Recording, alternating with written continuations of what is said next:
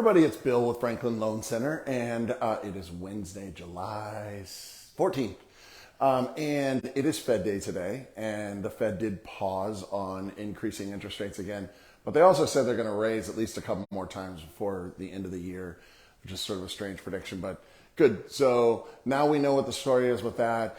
At this point, they've done their conference and their press conference and all that stuff in the market, and it looks like it's ending about flat. So, but it's crazy because the market is just kind of being very, when I say the market, I mean the bond market in particular, is being very sort of like picky about what it's moving on.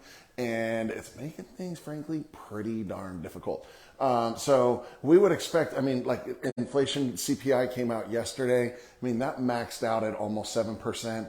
Now it's down to around 4% with a target of 2%.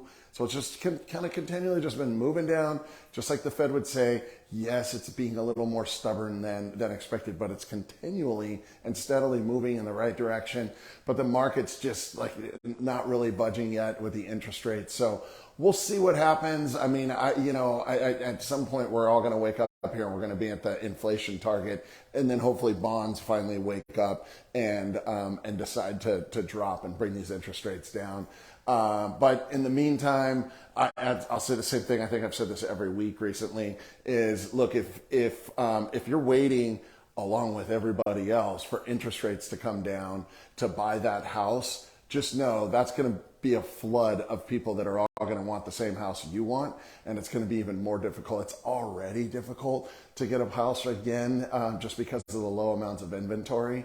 And I mean, if all of a sudden we see a big improvement in rates, I can only imagine that's going to make things even worse. So, again, I'll reiterate, and I know that, hey, you got to be able to afford the house. So I'm not looking to kind of put a noose around anybody on this, but if you can just squeeze in and it's maybe a few $100 more than you were planning on spending, I still believe now's the time.